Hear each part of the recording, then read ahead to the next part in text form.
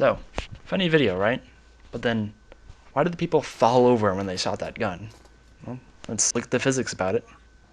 So, what's actually happening there is the cartridge of the gun is a little tube with a bullet on one end, and it's filled with just gunpowder, which is basically an explosive.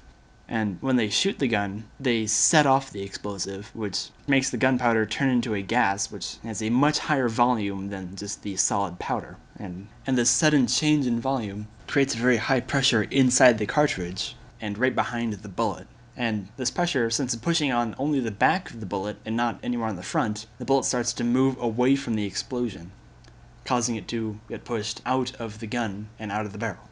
So then the bullet goes off and hits whatever they're aiming at. But then, why does the person fall over? I mean, the person isn't exploding, right? Well, as the gunpowder turns into a gas, it's expanding and applying tons of pressure to everywhere inside of the cartridge, and against the bullet and also against the back of the gun itself, pushing the bullet forward, but also pushing the gun backwards. And for a normal gun, this, they call it recoil, is mostly controllable and not very high. But these people are using one of the largest rifle calibers, like, ever.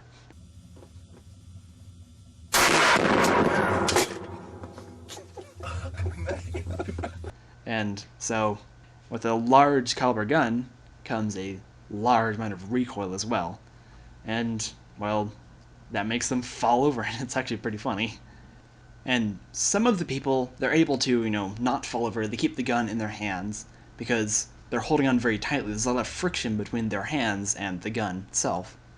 But some of the other unluckier people, the gun just goes flying out of their hands and even breaking windows and cameras and stuff.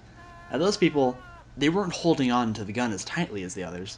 And so the gun just leapt out of their hands and just away across the room.